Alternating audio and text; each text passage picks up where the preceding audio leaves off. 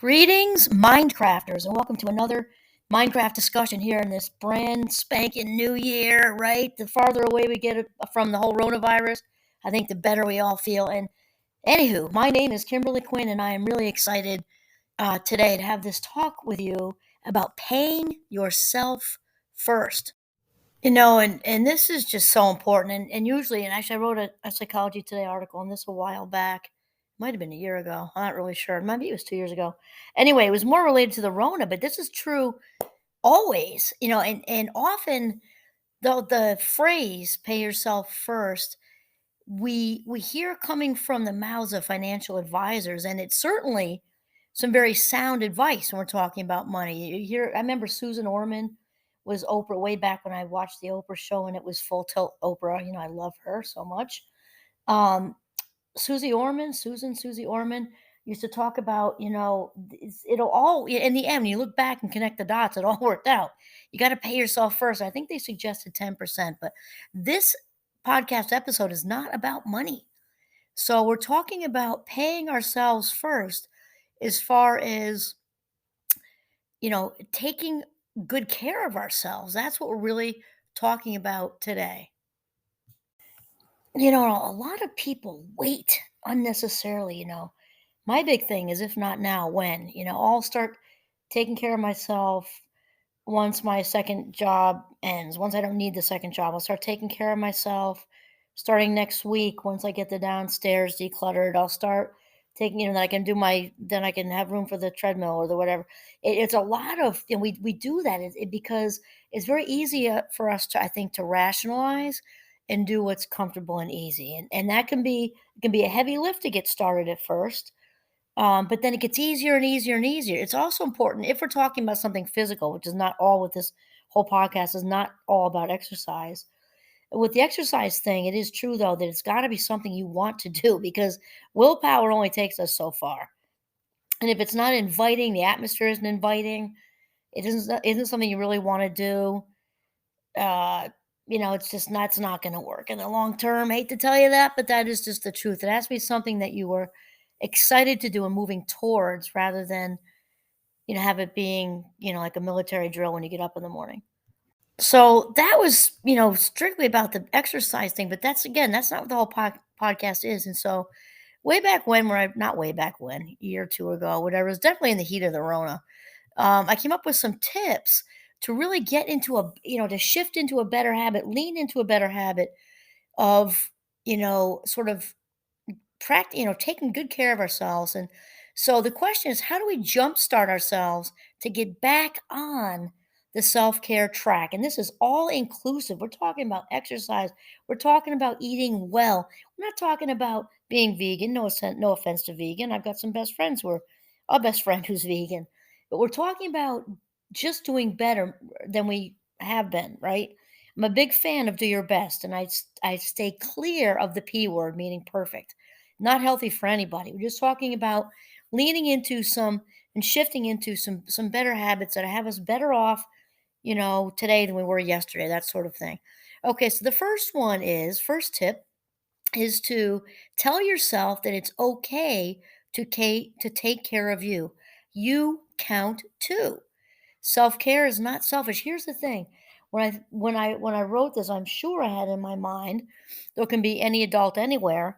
I'm sure that I was thinking of moms, because they're, and it, again, it can be true for anybody because, you know, uh parents taking care of kids, moms and dads, parents, or parents taking care of their parents if you're in that stage, whatever the reason is, or maybe you've got some children by love who are hanging around because, and they're part, become informally part of your family. We had some of those when our kids grew up, kids that just needed some loving, and they were in and out and here and there, maybe doing some extra for them, or who knows. Or maybe your job involves a lot of emotional investment because you're out there making a difference with all kinds of people. But regardless of whatever it is your role is, you count too. And Oprah talks a lot about this, keeping ourselves filled up.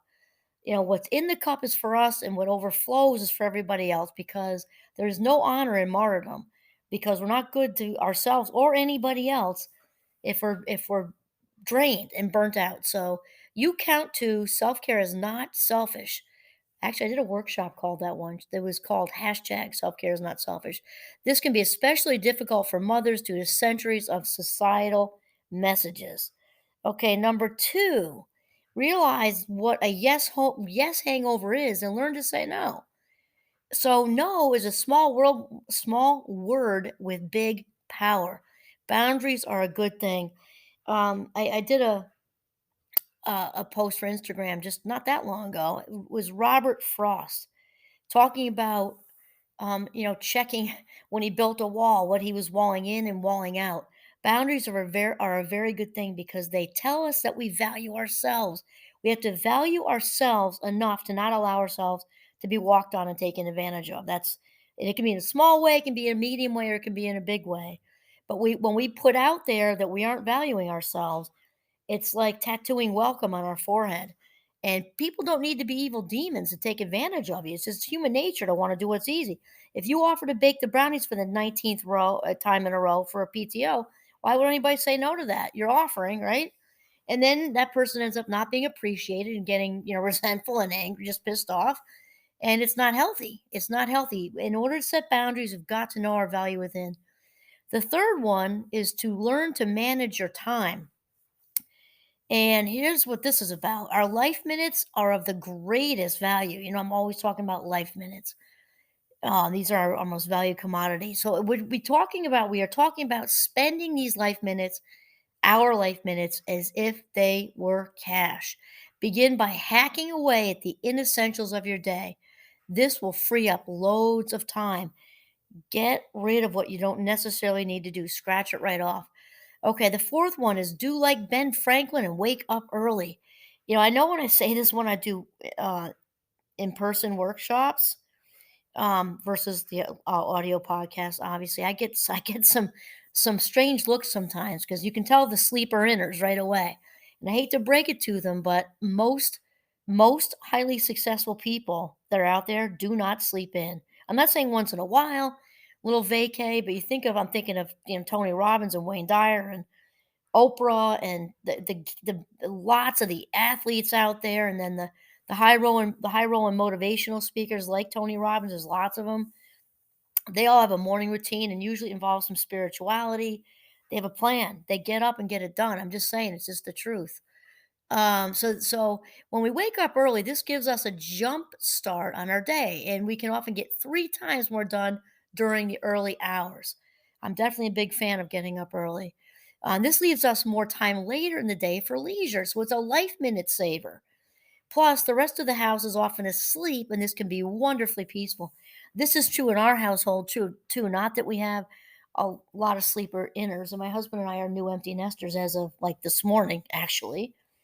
Our youngest just moved to Denver, so keeping myself busy today for sure. And my husband gets up early too, but I just get up earlier, and on the weekend, if he sleeps in an extra hour, it's peaceful. It's just totally peaceful. And we get things done that way. Five is declutter your home. Start with one room or a corner at a time. Set yourself up for success with doable goals. Realize that clutter outside of our heads causes clutter on the inside. And actually, I've read all kinds of things about the whole feng shui thing. And you can actually start with a sock drawer. Start with a sock drawer because how the brain works with dopamine and getting dopamine fixed. When we have closure anywhere, no matter how small, whether you just finished a paper, wrote a letter to your grandmother you've been waiting on for months, um, or organize a sock drawer, there's a dopamine fix to the brain, and it feels good to finish projects, big or small. So this is great momentum when you even start with something like a sock drawer or a small closet before you take on, the junk drawers in the kitchen, or start with one smaller one. But this is a very good way to declutter the inside of your mind by decluttering what's going on the outside. And then six, I have carved out some alone time in solitude. Wow, I can't say enough about this one. Even card carrying extroverts, such as myself, will benefit from a little bit of quiet. Solitude enhances self esteem, creativity, and overall well being. Solitude replenishes what the hustle bustle of the world depletes us of. I cannot say enough about carving out solitude. And remember, the bar said it, do your best. Again, if you live in Manhattan, you can visit Central Park, and it's huge, even though there's lots of people in New York. I've done this many times myself. It's so easy actually to find a corner at Central Park. It's because it's plush. You can just although we did see a rat the last time we were there, which is a little gross, but I mean that's where they live, right? 7, get a plant. Bring some nature indoors as it gets colder. Bringing some nature indoors as it gets colder can lift one's spirit and remind us that we are surrounded by life. And spring will eventually make its way back into the rotation. It, house plants, and anybody listening to me and knows me is like, seriously, is she doing trying to encourage people to get house plants? Because those who know me know that plants fear me. I either overwater, forget to water for months. I actually had a dual plant suicide off a deck when we lived in Vernon, New Jersey. Two of them just said, "No, not anymore, not her." And off they went, right over the top and down they went, very dried up. So they're probably saying, "What are you doing this for?" But actually, I've gotten a little bit better. I've now found my niche with succulents. They're amazing. You can water them like once and forget for 2 or 3 months, and they're still okay. And they're incredible next to a cactus, like they're probably the best thing for me. Um, so get a plant. Plants bring just a nice vibe to your house or apartment. Number 8, spend at least 5 minutes being mindful each day. I cannot say enough about mindfulness. This does not mean sitting in a, lotus position as if you were a Tibetan monk on the mountaintop eating yogurt. No. Mindfulness is about being present in the moment. That's it. Mindfulness is about being present in the moment, being here right now, whether you're doing the dishes, whether you're eating, whether you're having a conversation, whether you're stacking wood. It's about being in the moment right now. And is a ton of research-based, scientific evidence that mindfulness heals us physically, spiritually, mentally. I can't say enough about it.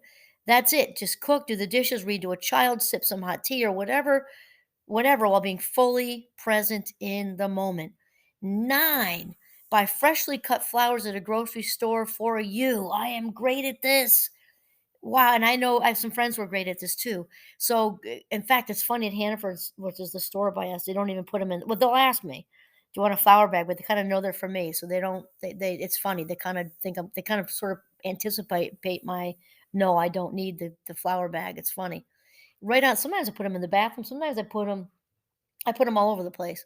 Okay, so then you place the flowers in a highly visible spot to enjoy. This will add some fabulous color that will lighten up the room. And tell yourself you deserve these flowers. They are a gift from you to you. 10, is find your power song. Oh my god, I'm such a huge fan of power songs. This is discovered, not chosen. Kind of like the wand in Harry Potter. The power song chooses the person. Mine is Think by Aretha Franklin, with a close second being Respect, and I play them both. I start with Think. I am often on top of the coffee table with a spatula or some other cooking utensil I grab from in there, and it's just crank it up, and I just oh and then once you uncover your own power song, find a way to play this by yourself and don't hold back. Dance on top of the coffee table with a serving spoon or for a mic and let yourself go. And that whole thing about um, dance as if nobody's watching, I dance as if everybody's watching.